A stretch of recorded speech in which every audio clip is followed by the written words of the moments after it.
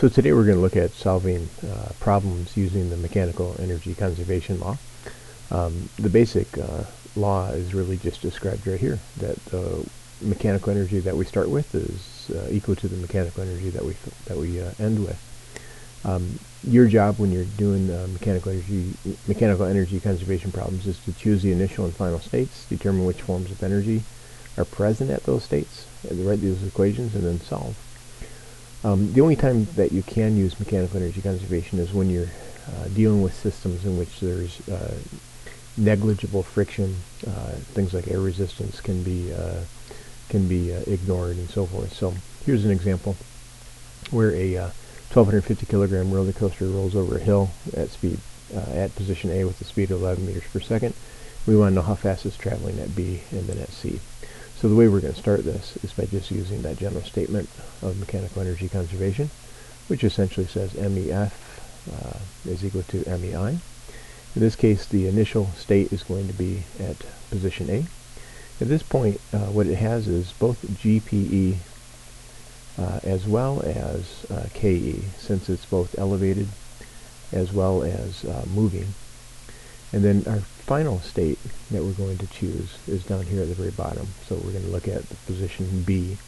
In this case, he would have only kinetic energy, since that would be the position that we call the reference position for gravitational potential energy. So this position here is what we call H is equal to 0.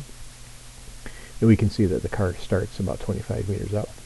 So now what we would do is we'd go ahead and just substitute in those equations that describe each of those forms of energy. So mgh initial plus 1/2 mv initial squared would then go to 1/2 mv final squared. At this point we can see that the mass in fact can be reduced out of this equation. It doesn't matter if it's a 1,250 kilogram roller coaster or if it's a 750 kilogram roller coaster. It's going to be traveling at the same speed, as long as we ignore air resistance and friction. Now again, what we're looking for is V final, so I'm going to go ahead and multiply both sides by 2, and I'll get 2GHI plus V initial squared is equal to V final squared. This is actually that same equation that we've always used with just constant acceleration. Here we've actually developed it using energy conservation laws, and you can see that it still works. Even if the acceleration is not constant, we still get the exact same equation. I'm going to go ahead and just flip this around and solve that for V final by taking the square root of V initial squared plus 2G H initial. And when I plug those numbers in, we see that's 11 squared plus 2 times 9.8 times, since the initial height was 25 meters, we just go ahead and plug those all in there. I'm going to take the square root, and when I do that, I see I get about 24.7 meters per second. So again, fairly easily done using mechanical energy conservation. Now the next part of this question was saying what would be its speed at position C. Now we could make this problem a lot simpler by considering my initial state to continue to be at the very top. Instead of saying I'm going to call B my initial spot, I'm going to go ahead and just continue this problem saying, you know what, A is going to be my initial position, and I'm going to choose my reference to be right here. So I'm going to do the exact same problem with just a different reference.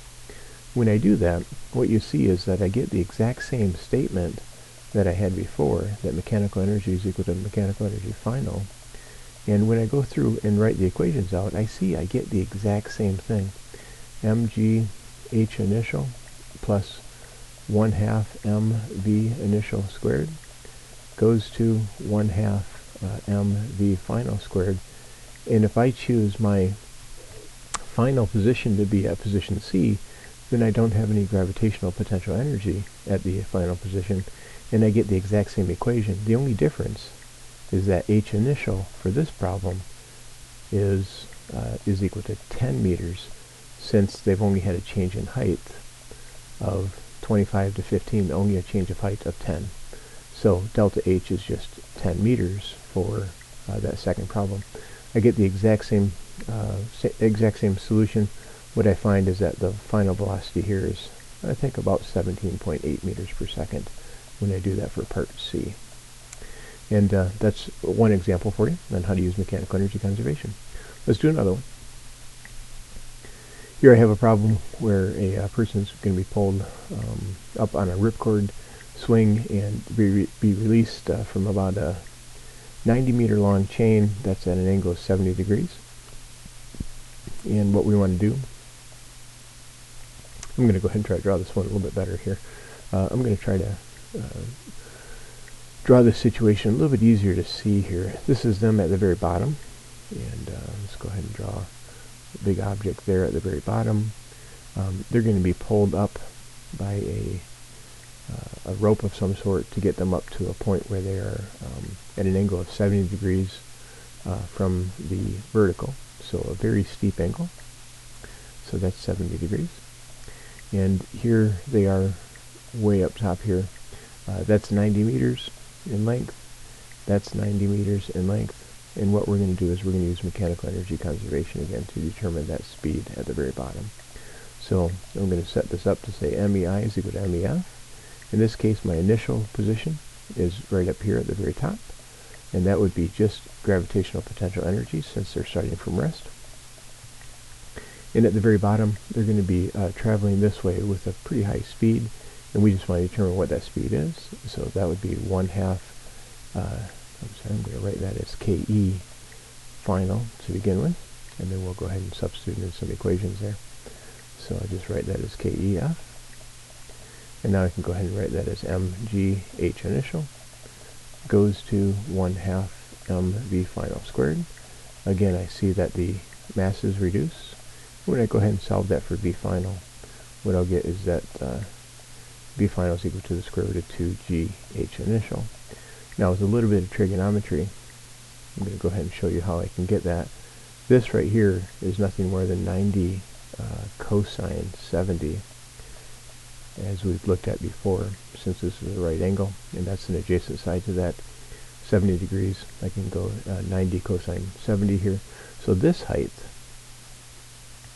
how high they are off the ground to begin with, or off this reference position, that is actually just 90 minus 90 cosine 70, and that turns out to be about 59 meters. So they're 59 meters off of the lowest position here. When I plug those numbers in here, what I get is that their speed is around 34 meters per second. So moving pretty fast at the very bottom. Again, using mechanical energy conservation, we can get to that problem, get to the answer fairly quickly. And I want to do one more problem with you, just to illustrate how to use mechanical energy. Here's a dart being shot. It's a dart from a dart gun. The dart gun has a spring constant of about 450 newtons per meter. We compress the spring about 12 centimeters, and then we launch a 35-gram dart. Now we do have to pay attention to SI units here as we're going through. We're going to have to do some conversions.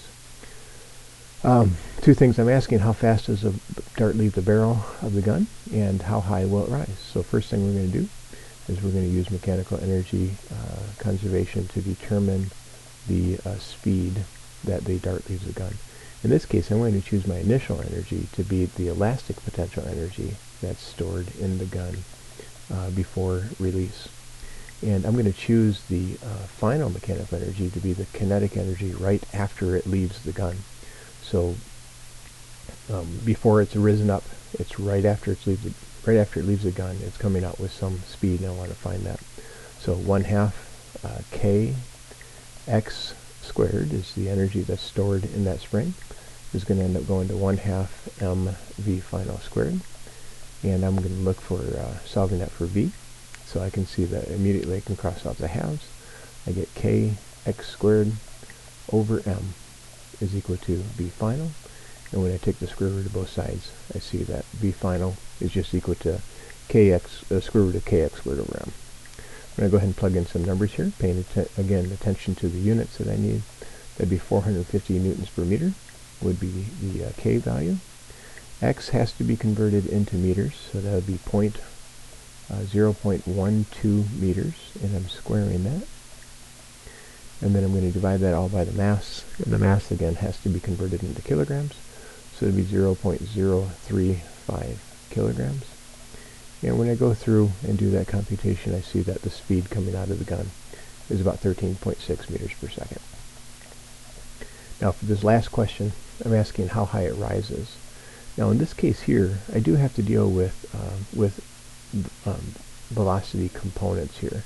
Since this thing is being launched at 13.6 meters per second, I realize that because it's traveling as a projectile, it's going to maintain its horizontal velocity is going to remain constant. And so I have to use that trigonometry to be able to find what that horizontal component is. That'd be 13.6 times the cosine of 65 degrees.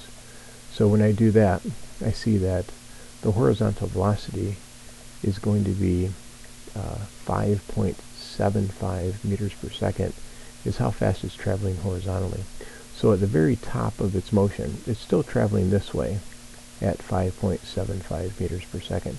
If it was shot straight up, it would no longer be moving at all at the very top. But here, it retains its horizontal velocity. So I'm going to keep that as a form of energy.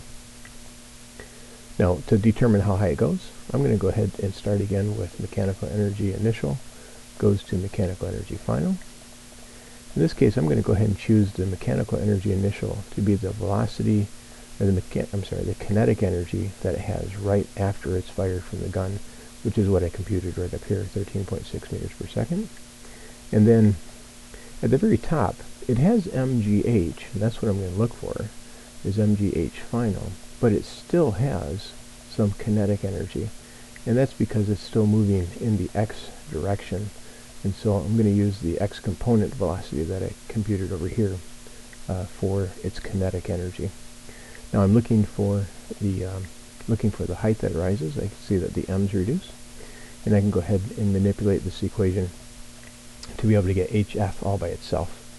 So first thing I'm going to do is I'm going to subtract away 1/2 v x squared from both sides.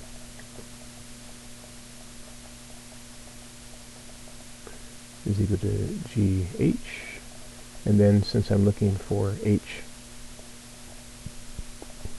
final would just be that 1/2 v initial squared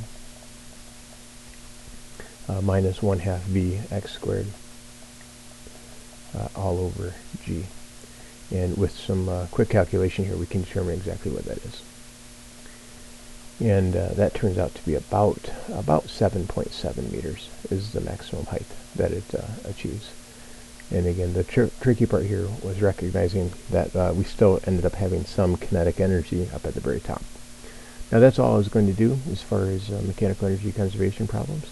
There's plenty more problems for you to practice, and you do need to practice solving these things on your own in order to make sense of it. Have a good day. We'll see you tomorrow. Go Bucks.